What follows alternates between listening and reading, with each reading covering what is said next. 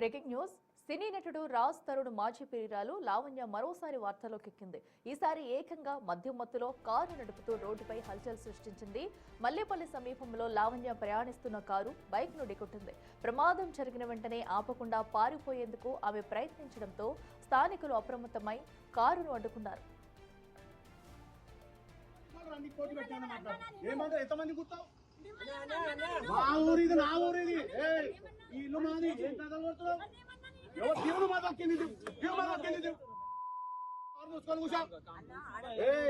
ఆడదాను నోరు మూసుకో మోగడం అయితే ఆడదానం అయిపోయినావు ఎవరన్నా ఆడిది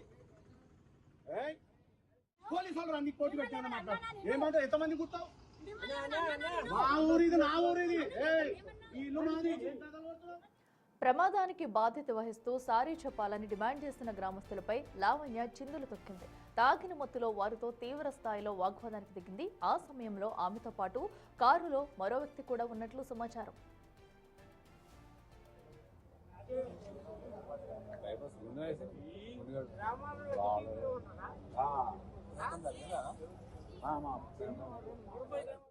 ఏమన్నారు నిన్ను భయపడగల ఇండియా అంతా.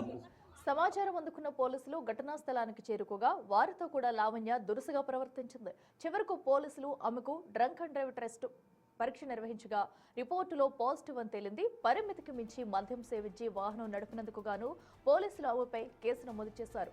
కారును సీజ్ చేసి కొండాపూర్ పోలీస్ స్టేషన్ కు తరలించారు.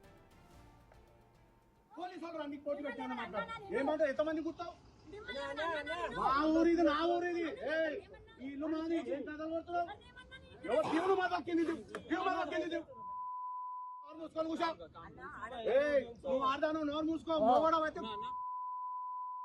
ఆడదానం అయిపోయినావు ఎవరన్నా